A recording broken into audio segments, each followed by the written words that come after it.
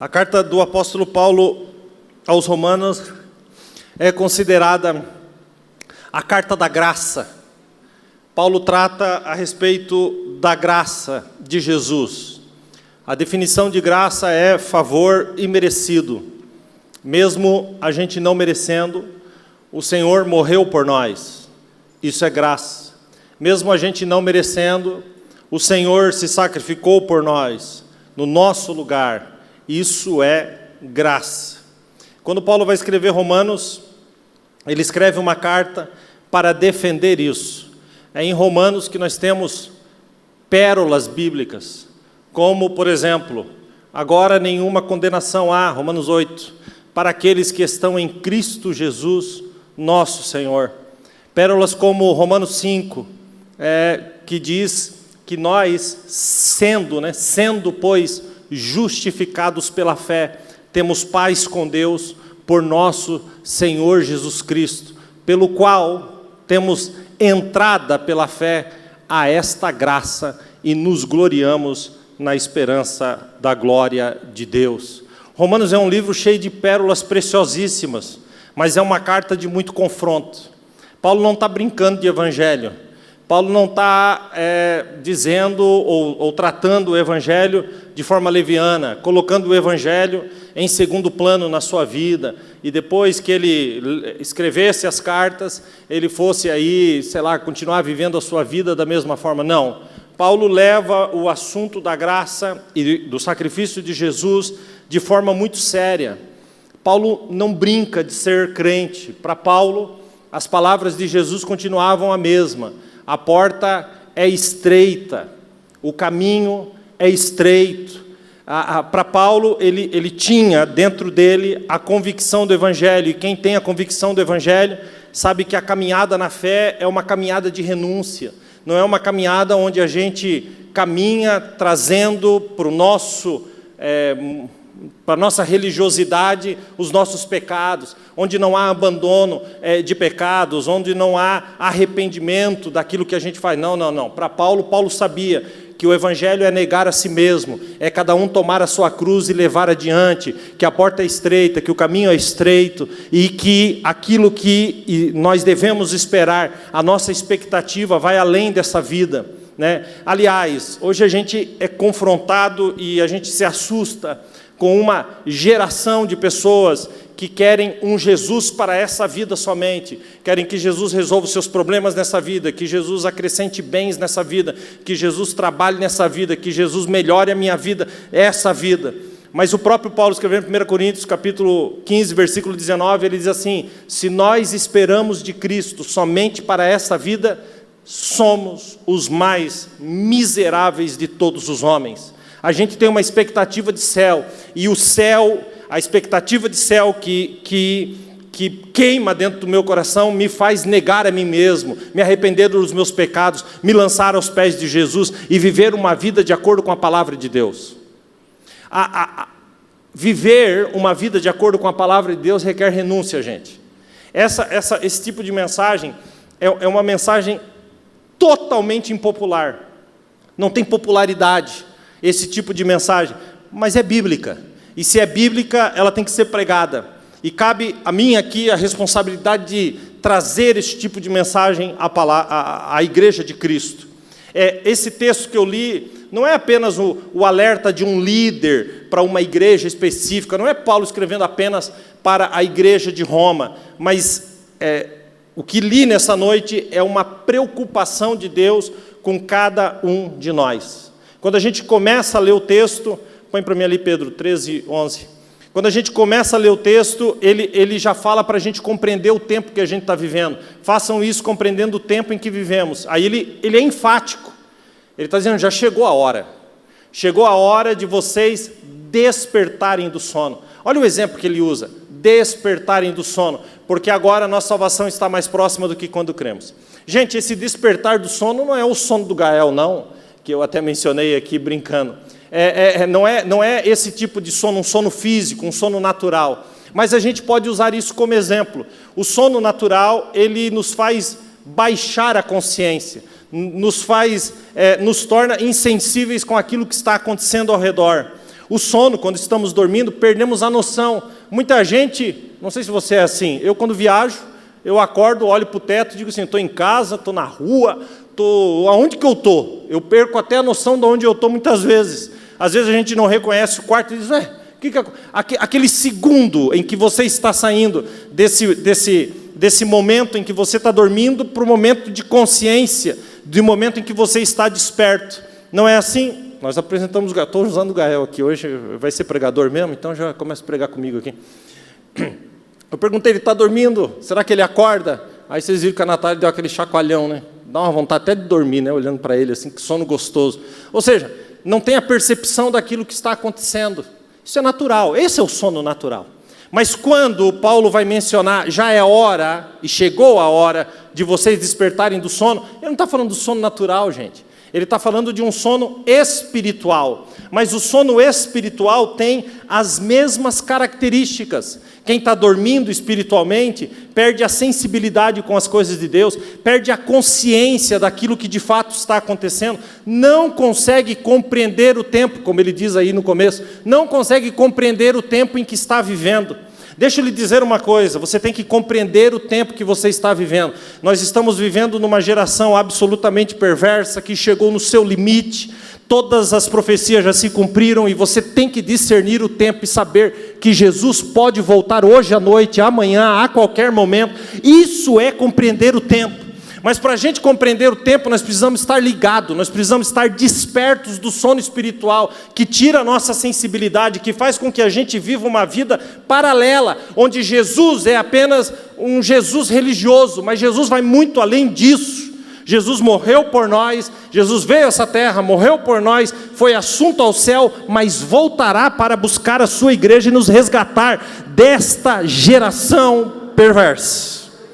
Quando ele diz que agora a nossa geração, a nossa salvação está mais próxima do que quando cremos, ou de quando recebemos a fé, isso é uma lógica. Eu me decidi para o Senhor lá em 94. É óbvio que de lá para cá se passaram 25 anos. Amém, 25 anos se passaram. O que isso significa? Que em 94 faltava um tempo para que Jesus voltasse. Hoje, 25 anos depois, falta menos tempo.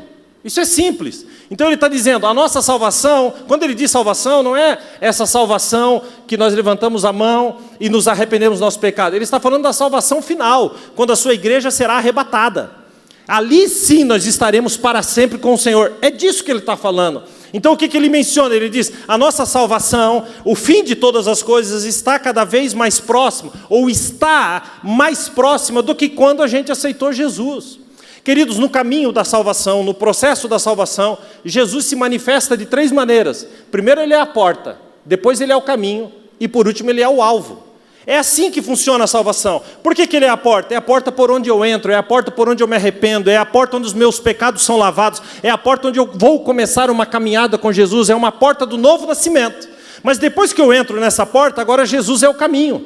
O caminho que vai me fazer, ou vai me conduzir por este tempo, nessa geração, para um objetivo. Qual é o objetivo? O alvo. E qual é o alvo? Encontrar Jesus na glória. Então o que ele está dizendo? Ele está dizendo o seguinte, querido, da hora que você entrou pela porta e agora você está caminhando, o alvo está mais próximo. É isso que ele está dizendo, está mais próximo, a nossa salvação está mais próxima do que quando começamos pela porta.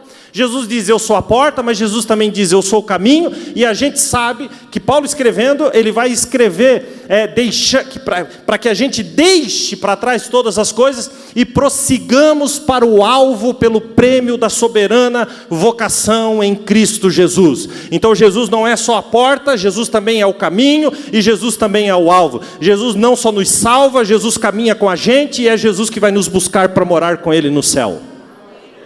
Esse é Jesus, esse Jesus maravilhoso. E o que Paulo está alertando então, pastor, nesse texto? Paulo está alertando, não pare no caminho, não durma no caminho, não fique estagnado no caminho. né? Portanto, nós que estamos rodeados de uma tão grande, Hebreus 12, nós que estamos rodeados de uma tão grande nuvem de testemunhas, deixemos o embaraço e o pecado que tão de perto nos rodeia e prossigamos por aquele caminho que Ele já nos preparou, olhando para Jesus, autor e consumador da nossa fé. É o caminho. Ele está dizendo, não durma no caminho. O mesmo Paulo, escrevendo 1 Timóteo 1,19, ele diz assim, mantenha a fé e a boa consciência. O que Paulo está dizendo? Paulo está dizendo assim, além de manter a fé, se mantenha acordado espiritualmente. Perceba o que está acontecendo, reconheça os seus limites, reconheça os seus pecados, reconheça as suas falhas, se mantenha desperto, com uma boa consciência. E quem não faz isso, pastor, e dorme no meio do caminho, e não está mais nem aí para nada? Ele continua, mantenha a fé e a boa consciência que alguns rejeitaram naufragando na fé. Paulo escreve isso. Então olha como esse assunto é importante. Quando a gente vai chegar no versículo 13, coloca lá para mim, versículo 13, ele diz, comportemo-nos com decência. Em outras traduções diz assim, andemos honestamente. Em outras diz assim, andemos dignamente. Nessa diz, comportemo-nos com decência, como quem age à luz do dia. Eu gosto dessa expressão. Ele está dizendo, não faça negócios no escuro. Não tenha uma vida paralela no escuro. Não, tudo que você for fazer, seja debaixo do sol, debaixo da luz do dia, com clareza, com honestidade. Ele está dizendo, se você é casado, seja honesto no seu casamento, não viva uma vida paralela. Se você tem filhos, seja honestos e crie os seus filhos na luz, que é esse Jesus maravilhoso. Se você tem negócios, faça os teus negócios debaixo de uma lâmpada acesa. Se você tem papéis para assinar, assine debaixo da luz. Ele está dizendo, façam isso como quem comporte-se com decência, como quem age na luz do dia. E aí ele vai mencionar 3 classes de pecados. Isso é tremendo, porque engloba praticamente tudo. Ele vai dizer ali, não em orgias e bebedeiras, primeira classe. Não em imoralidade sexual e depravação, segunda classe. Não em desavença e inveja, terceira classe. Por que 3 classes de pecado, pastor? Primeiro ele menciona os pecados coletivos, orgias, ou em outras traduções, glutonarias e bebedeiras. Ele menciona isso como pecados coletivos. Os pecados coletivos são aquele que eu não faço sozinho, mas eu faço com mais gente, eu faço com amigos, eu faço com parentes, eu faço com conhecidos, eu faço com colegas do trabalho. Esses são os pecados coletivos, onde eu me assento e ali fico para então cometer este tipo de pecados coletivos. Sim, gente, existem pecados coletivos, está aí na nossa face para a gente ver, e o que Paulo está dizendo é, desperta porque já chegou a hora, acorda porque isso está te prejudicando. A gente tem que entender isso. Salmo 1, versículo 1, o Salmo de número 1, versículo de número 1, ele mostra essa sequência. Ele diz, bem-aventurado o homem que não anda, primeiro está andando, segundo o conselho dos ímpios, olha o segundo passo, não para no caminho dos pecadores, terceiro passo, não se assenta na roda dos escarnecedores. 3 passos, primeiro está andando, aí para, aí senta. Então ele está deixando bem claro que Satanás não te faz sentar numa roda que não agrada o Senhor imediatamente, mas existe um processo. Agora, se eu estava andando, onde eu estava andando, gente? Eu estava andando no caminho, mas o diabo colocou coisas nesse caminho que me fizeram parar. E quando eu paro, logo em seguida eu me assento. E quando eu me assento, eu durmo espiritualmente falando. Tá bom, pastor, então vamos lá. Não é para andar segundo o conselho dos ímpios? Não. Não é para parar no caminho dos pecadores? Não. Não é para se assentar na roda dos escarnecedores? Não. Então o que eu faço? Eu te respondo com o versículo 2. Antes tem o seu prazer na lei do Senhor e nela medita de dia e de noite. É a contrapartida de tudo isso. Entenda isso. Pecados coletivos. Mas se você acompanhar o versículo aí, ele diz assim, nem em orgias e bebedeiras, pecados coletivos. Segunda classe de pecados, não em imoralidade sexual e depravação. O que é imoralidade sexual e depravação? Não é pecado coletivo, mas é pecado pessoal.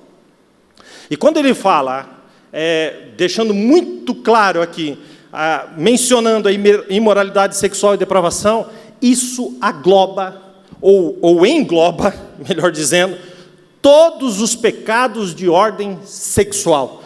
Tudo aquilo que não agrada a Deus nessa área. Existe um padrão bíblico para isso. Mas hoje, nós estamos vivendo os últimos dias, como disse. Por quê? Porque nunca antes, na história dessa humanidade, acredito que nem em Sodoma e Gomorra, houve tanta depravação e imoralidade sexual. Vocês são adultos, as crianças estão lá no Kids. Vocês, qualquer um de vocês, pode sair daqui e antes de chegar no carro, você pode acessar qualquer conteúdo pornográfico. Você pode ter acesso a vídeos pornôs, você pode ter acesso a toda classe de depravação moral ao toque de um celular. E o diabo ainda colocou um dispositivo de que parece que isso pode ser apagado. Apaga, passa para cima, já viu que tinha que ver, vou tirar. Queridos, mas aquele que se assenta no trono e que tem os olhos como chama de fogo, ninguém apaga nada da frente dele. Ele sabe de todas as coisas, ele pesa a nossa alma em balança de precisão, ele conhece o nosso coração. Quando ele fala de pecados pessoais, de imoralidade sexual e depravação, ele está englobando tudo, desde a paquera proibida, lá no trabalho, ou seja lá com quem for, tudo é abraçado dentro desses pecados pessoais. Mas Paulo está dizendo para nós, fuja dessas coisas, fuja da imoralidade sexual, bate o pé, porque Deus tem uma vida diante de ti. E a impressão que se tem é que quando se para diante desse assunto, as pessoas parecem que deixam de ser elas, passam a dormir diante dessas coisas. Mas o Senhor está aqui nessa noite, e louvado seja Deus pela sua graça, para nos despertar e saber, há caminhos que para os homens parecem bons, mas o seu fim são caminhos de morte. Fuja disso.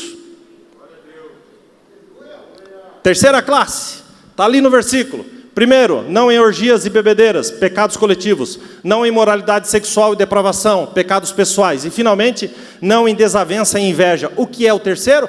Pecados contra o próximo. Desavença, inveja, briga, calúnia, murmuração, querer o mal do outro, querer sempre se dar bem em cima do próximo, querer sempre colocar o próximo como segundo, sempre querer passar a perna nos negócios, sempre querer falar do outro, sempre querer prejudicar os outros. Você acha que nós estamos vivendo nessa geração, sim ou não? Obviamente que sim. Querido, se nós não tomar cuidado, isso vem para dentro da igreja.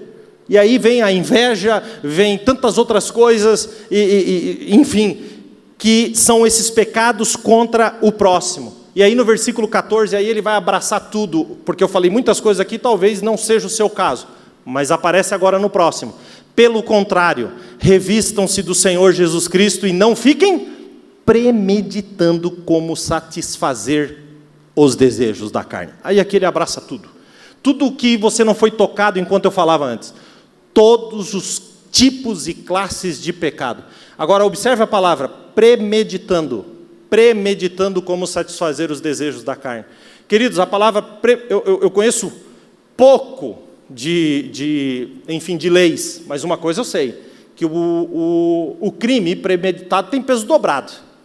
Uma coisa é você sair na rua e se meter numa confusão, matar uma pessoa. Isso é um homicídio, mas isso tem um peso. Agora, se você estava em casa e pensou e premeditou como assassinar essa pessoa, então é um crime premeditado, tem peso dobrado.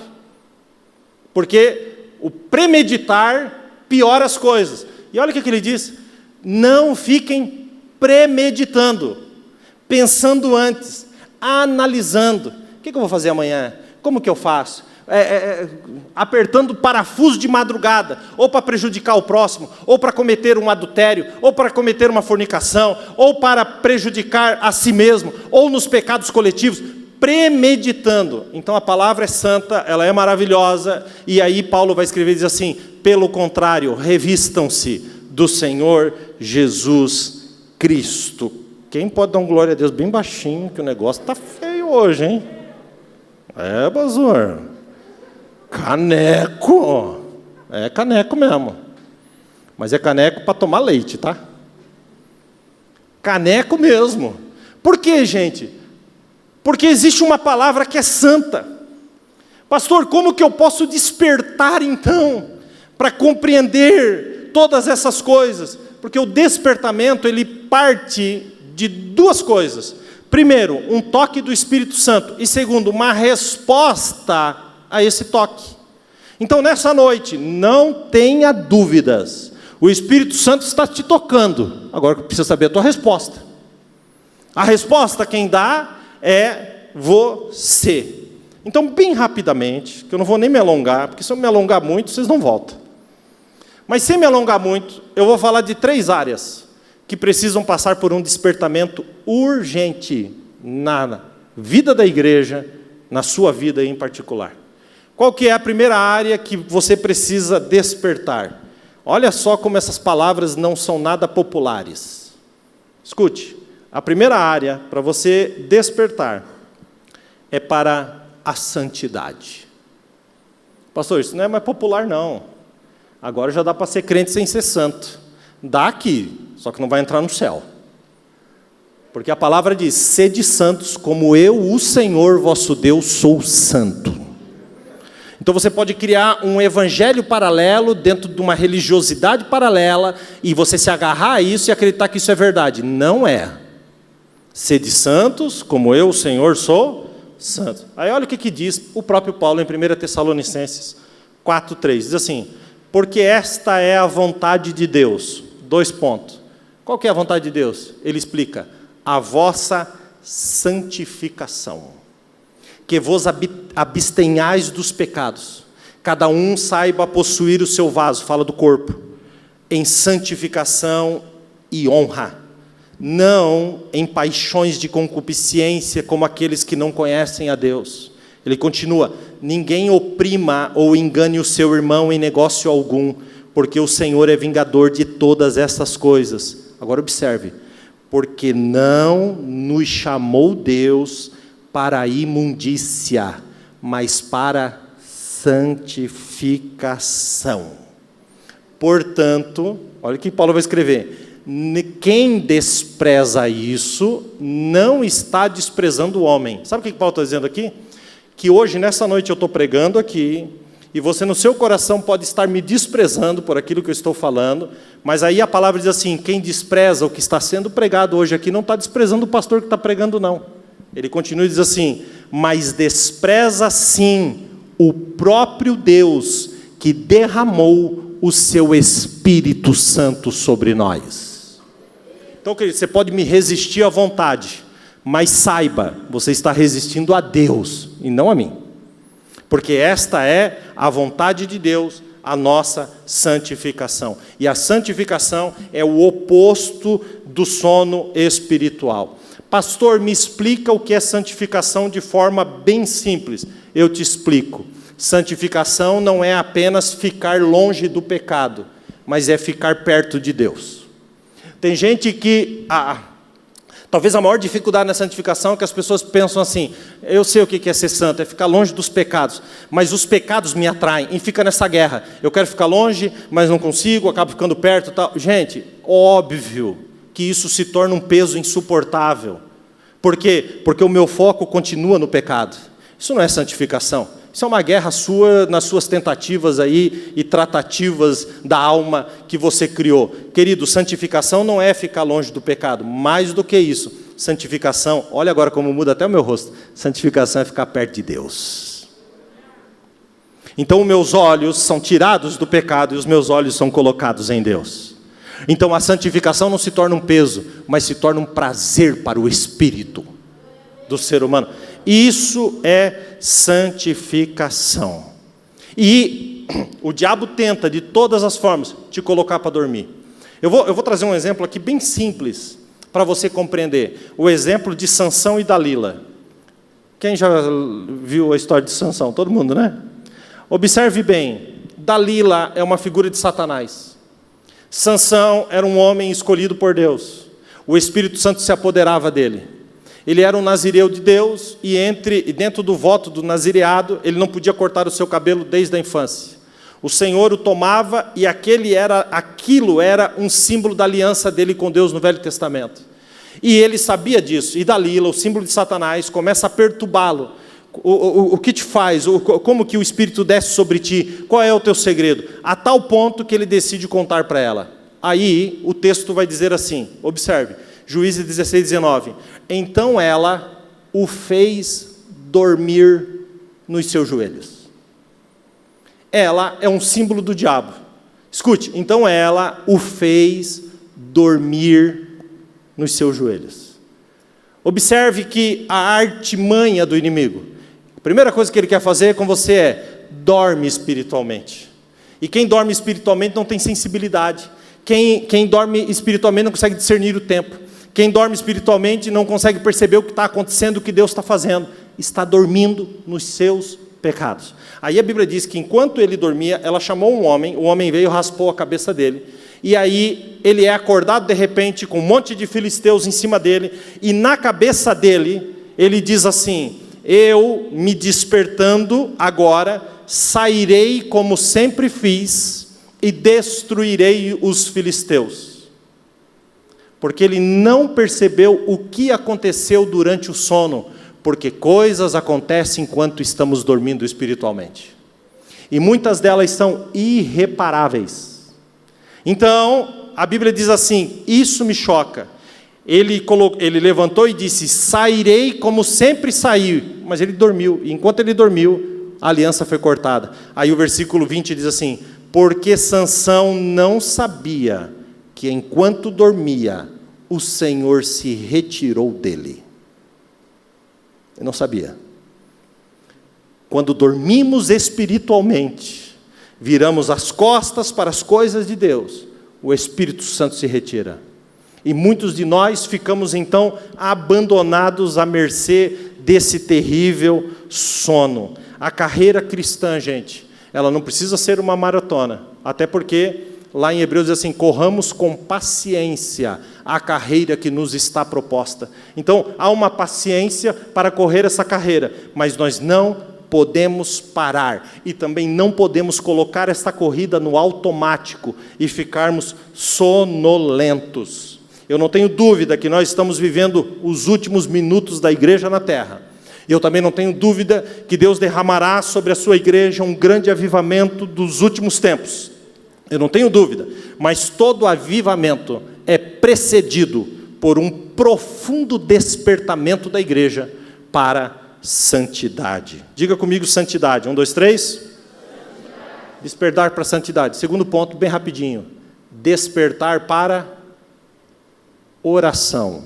Ah, não, pastor, agora ficou chato, hein? Você estava bom, parece que piorou? Despertar para oração, porque o despertamento da santidade gera despertamento em outras áreas. Não tem como se manter santo sem orar. A oração, ela promove a queda do mal antes que o mal aconteça. Vou repetir isso para você. Quando a gente ora, tem coisas que, preste bem atenção, agora redobre a sua atenção aqui. Desperta, preste atenção. Quando a gente ora, coisas ruins que estavam para acontecer, deixam de acontecer. Eu provo isso com a própria oração que Jesus nos ensinou. Ele diz assim, orando, ele diz assim, e não nos conduz à tentação, e livra-nos do... Então, quando eu oro, coisas ruins que aconteceriam, muitas delas deixarão de acontecer, porque eu já estou orando. Agora, o ao contrário é verdadeiro. Muita coisa que acontece de ruim na minha vida, acontece porque eu não oro. Porque é na oração que eu oro e digo, livra-me do mal. Então, se eu não oro, coisas ruins acontecem na minha vida. Quem está entendendo? Então responda aí para você mesmo. Você é crente? Amém. Você ama Jesus? Amém. Você vem à igreja? Amém. Você ora? Não. Quase nada. A santidade, gente, é alcançada pela oração. Amém? A oração afasta o pecado. Amém? A oração me livra do mal. Amém? Então pergunta para quem está perto de você. Então por que você não ora?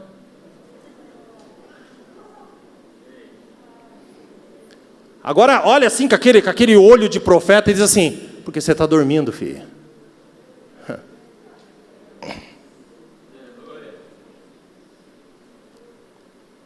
Quando Paulo diz orar e sem cessar, isso era chocante para mim. Como é que eu vou orar o tempo todo?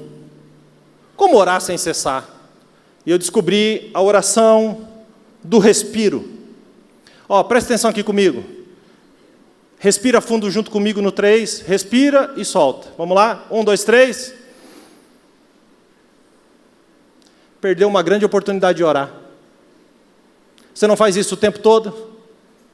Agora, eu vou fazer a mesma coisa, mas vou orar. Puxei o ar. Eu te amo, Senhor. Tu é maravilhoso. Cuida de mim. Vou respirar de novo. Uma respirada, eu consegui fazer uma oração. Então agora você vai respirar, vai puxar o ar, e você vai fazer uma oração do respiro. Uma oração, baixinho aí onde você está. Vamos no 3? 1, 2, 3.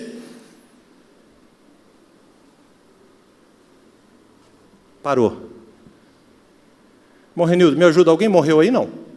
Não? Então você não morre se você orar, criatura de Deus. Ninguém morre orando não, gente. Você pode puxar o ar e orar com a oração de uma respirada só. E não vai morrer, muito pelo contrário. Você sai de casa e puxa. Senhor, me guarda de todo mal. O sinal fica vermelho, porque um caminhão ia passar em cima de você. O Senhor já te livrou da morte. E você nem está sabendo. Enquanto você ora, Deus está te livrando do mal. Quem pode glorificar a Deus por isso, diga amém. Jesus, gente. Jesus, tá? Ele chama os discípulos no jardim de Getsêmani, próximo à crucificação, e ele diz lá em Mateus 26, 38, ele diz assim, Jesus diz, a minha alma está cheia de tristeza até a morte. Ficai aqui comigo e orem. Ele pede isso para os discípulos. Ele está dizendo, a minha alma está cheia de tristeza até a morte. Orem comigo. Quem pediu isso? Jesus. Passado um tempo, Jesus voltou-se para eles, e a Bíblia vai dizer no 43, e os achou dormindo.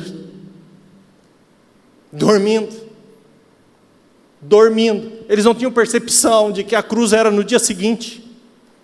A pessoa quando dorme perde a percepção de todas as coisas. E aí o Senhor diz assim para eles, vigiem e orem, para que não entrem em tentação. Aí essa frase é tremenda, ele diz, porque na verdade, o espírito está pronto, mas a carne é? Então, peraí, às vezes as pessoas me procuram e dizem assim, pastor, eu deslizei porque a minha carne é fraca. Não, sua carne é forte, porque se você deslizou, ela não é fraca, ela é forte, por isso você caiu, senão não teria caído. Então, o que significa a carne é fraca e o espírito está pronto? O espírito nosso está pronto para receber a palavra nessa noite, mas a carne é fraca para as coisas espirituais. Mas para o pecado a carne é forte. Quer ver? Eu vou dar uns exemplos bem simples para você entender isso aqui. Você fica acordado todo dia até meia-noite assistindo televisão. Quem concorda, não precisa fazer nada. Você fica lá na frente da televisão até meia-noite e assiste. Aí deu 15 para meia-noite, você levantou 6h30 da manhã e você está lá. E aí, não vai dormir? Não estou com sono. Agora, meia-noite, tá? Agora, levante 6h30 da manhã, trabalhe o dia todo, 9 horas da noite, não é meia-noite não, 9 horas da noite, você diz assim, quer saber de uma coisa? Vou desligar essa TV e vou orar. Desliga a TV, dobrou o joelho, vai roncar. Porque para as coisas espirituais a carne é fraca, mas para as coisas do mundo a carne é forte. A carne é forte. Então deixa eu lhe dar uma notícia a respeito de você nessa noite. O seu espírito está pronto para mudar a sua vida aqui. Mas a carne está falando assim, será que aquele frango lá em casa dá para nós comer agora à noite? Será que saindo daqui ainda acha um restaurante aberto? Por quê? Porque a carne é fraca, forte, isso, fraca para as coisas espirituais. Mas a carne é forte para as coisas que te afastam de Deus. Por isso redobre a sua atenção, porque tem uma boa notícia para você. O seu espírito está pronto para receber essa palavra, para tomar uma decisão, para mudar a sua vida nessa noite. Está pronto, está pronto, está pronto. É a Bíblia que diz, o teu espírito está pronto, o teu espírito anseia por mim, o teu espírito quer mudar de vida, o teu espírito quer ter comunhão comigo, mas a carne é fraca. Então nós temos que guerrear contra a carne, porque a carne se indispõe às coisas de Deus. E aí alguém pode me perguntar: pastor, então tá bom, você gosta de orar? Eu respondo com sim, com não. Sim, porque o meu espírito pede isso. Não, porque a minha carne fala não, dobra o joelho, começa a doer as costas, começa a doer o joelho, quer ir orar, e às vezes o sono vem, porque a carne diz não. Mas que nessa noite a carne seja crucificada na cruz, e que o espírito que está pronto procure por esse Deus tão maravilhoso. Primeira coisa, despertar para a santidade.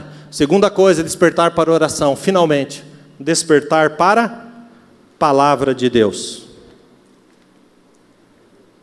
Por isso, 2 Pedro 1,12, Pedro escreve assim: por isso sempre terei cuidado de lembrar vocês dessas coisas, coisas que vocês já sabem, que vocês têm que ficar sólidos e firmados na palavra que receberam. Considero importante, enquanto eu estiver nesse corpo, despertar a memória de vocês. A palavra desperta a nossa memória. Na hora da luta e da angústia, nós nos lembramos daquilo que o Senhor já fez e falou na sua palavra. Porque Ele fala através da sua palavra. E a palavra mantém a nossa mente ativa. Deixa eu perguntar uma coisa para você. Você já conversou com alguém e no meio da conversa a pessoa dormiu? Já aconteceu 2 vezes comigo, vocês acreditam? Teve uma vez eu estava atendendo uma pessoa na sala, a pessoa pediu um horário, fui lá, atendi a pessoa, sentei, comecei a ele falou, aí eu comecei a falar, tem umas almofadinhas lá? Ele botou uma aqui na frente, assim, cruzou o braço na almofada, e eu comecei a falar: então, meu amigo, então eu vou te falar. Assim. Ele dormiu. Eu falei: gente, vou ganhar o troféu do homem mais chato da terra. Dormiu, abraçadinho com a almofada, assim. Ei, lasque. Me deu vontade de gritar: desperta, condenado. Mas eu falei: não, desperta, absolvido, porque Jesus já morreu por você, meu filho. Mas me deu vontade. Aí eu gritei: quer água? Hã? Com a almofadinha. Ô pastor, desculpa. Rapaz, você acredita? O que o senhor estava falando mesmo? Deu vontade de chamar o Marcelo para dar um golpe. Ele falou: Marcelo, põe ele para dormir agora de verdade.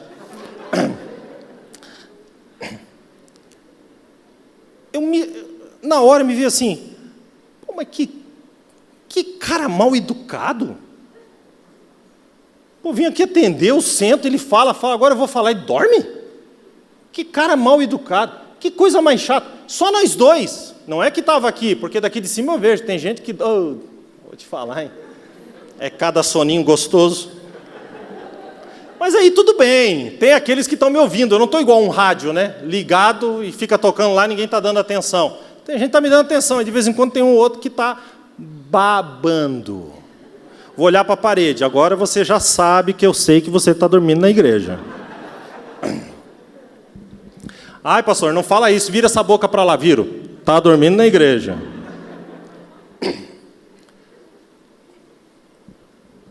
A gente faz isso com Deus o tempo todo. Desde a hora que você chegou aqui, Deus está falando. Mas muitos de nós estamos dormindo, não reconhecendo que palavras de vida eterna estão sendo ditas, pensando no que vai ser a partir de amanhã, essa semana, pensando como que você vai pagar as contas, pensando o que você vai fazer. Não, o tempo todo nós fazemos isso com Deus. Paulo, gente, quando pregava, o maior sonho que eu tenho, quando eu olho para as histórias bíblicas, obviamente que o meu maior sonho era estar lá quando Jesus pregou o Sermão da Montanha, Mateus 5-7. Tirando isso, o meu maior sonho de ouvir um sermão seria ouvir de Paulo. E lá em Atos 20, Paulo está pregando, gente. Meu Deus, eu daria qualquer coisa para ouvir Paulo pregando. Que coisa tremenda. Mas a Bíblia diz que tinha um jovem na janela, e o jovem dormiu. E caiu da janela para fora, do andar superior, e bateu lá embaixo. Bum! Paulo desceu correndo, porque essa é a ferramenta da graça. Eu dormi, eu caí para o lado de fora, mas a graça vai lá e me alcança. Paulo foi lá, orou por ele, e o jovem voltou a viver. E voltou para cima para assistir Paulo continuar pregando até o dia amanhecer. Agora, esse jovem tem uma característica. Primeiro, ele se assenta na janela, porque na janela eu tenho um olho no mundo, eu tenho um olho dentro da igreja, eu tenho um olho nas coisas que não prestam, eu tenho um olho na pregação do evangelho, eu tenho um olho naquilo que me faz, que destrói a minha alma, mas eu também tenho um olho. Então, se assenta na janela, primeiro passo. Segundo passo, nunca, quem dorme cai para dentro, só cai para fora. Não cai para dentro, só cai para fora. O sono espiritual, assim como Sansão, o fez cair para fora. O sono espiritual faz vítimas o tempo todo. Então, esse jovem, eu não acredito que ele dormiu, mas ele dormiu. Ele dormiu. E enquanto nós estamos dormindo, e aqui eu vou encerrar, enquanto nós estamos dormindo, nós perdemos de ver e perceber tantas coisas que Jesus está fazendo. Quem está dormindo, gente, ele perde a percepção daquilo que Jesus está fazendo. O sono espiritual tira essa percepção. Eu gosto de um texto de Zacarias 4, versículo 1, onde Zacarias, escrevendo, ele diz assim: o anjo despertou-me, como se desperta alguém do sono. Olha que coisa. O anjo despertou Ezequiel, porque Ezequiel precisava ver as revelações de Deus, mas Ezequiel estava dormindo. Agora eu fico pensando, como que esse anjo despertou Ezequiel? Como alguém que se desperta do sono. Como que você desperta alguém? Eu não chego no quarto dos meus filhos de manhã, com eles precisando acordar urgentemente, e digo assim: bom dia. Bom dia. Não. Lá em casa o negócio é sério. Você tem que arrancar a coberta, pegar a pessoa, botar de pé e ainda falar: desperta tu que dormes, e Cristo te esclarecerá. É assim que desperta. Se eu chegar lá, bom dia, eu vou ficar falando bom dia das 6:30 da manhã até o outro dia. Ainda mais que eu descobri que eu conversando no gabinete as pessoas dormem. E quando ele é despertado do sono, ou seja, ele toma um chacoalhão, ele é agitado, acorda. A Bíblia vai dizer então que ele começa a ter revelações de Deus. E quando chega no versículo de número 6, o Senhor diz para ele, ele diz: Zacarias, não é por força nem por violência, mas é pelo meu Espírito, diz o Senhor. Nada disso ele teria visto se continuasse dormindo. Eu vou encerrar com esta passagem bíblica. Pode subir aqui, cadê o pessoal aqui? Pode subir. Eu vou terminar com essa passagem bíblica, eu quero que você fique de pé.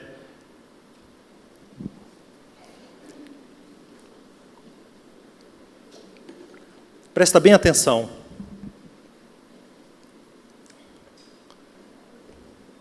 Lá em Israel, tem 2 montes. Preste bem atenção, você ficou de pé agora e dá vontade de perder a atenção, não perca.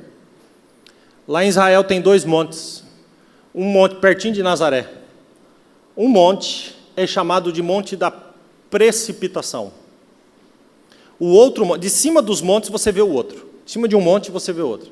O outro é chamado de Monte da Transfiguração. Pastor, qual a diferença entre os dois? No Monte da Precipitação é quando Jesus pregou dentro de uma sinagoga em Nazaré, e aí eles pegam Jesus e levam em cima do monte para o precipitar lá de cima. Mas Jesus não veio para morrer jogado de cima de um morro não, gente. Jesus veio para morrer na cruz. Então a Bíblia diz que ele saiu do meio deles sem que eles percebessem, mas o nome ficou. Esse nome é o nome da precipitação. São os religiosos que criaram um Messias paralelo nas suas mentes e não aceitavam o verdadeiro Jesus. Eles queriam precipitar. No outro monte é o monte da transfiguração. É totalmente diferente do da precipitação. Porque no da transfiguração, ele se transfigura em glória. Todos nós temos pelo menos 2 montes dentro do nosso coração. O que você tem feito com Jesus? No primeiro, a gente quer jogar Jesus para baixo, dizendo, não, tu não se encaixa com a minha vida, eu prefiro que você morra. Mas no segundo, ele é glorificado, e a glória dele se manifesta diante dos nossos próprios olhos. Eu digo que o monte da precipitação é o monte do sono, mas o monte da transfiguração é o monte do estar desperto, para ver o que Deus está fazendo. Jesus sobe a esse monte e chama só 3 discípulos, Pedro, Tiago e João. E aí, olha aqui o que diz, Lucas 9, 29.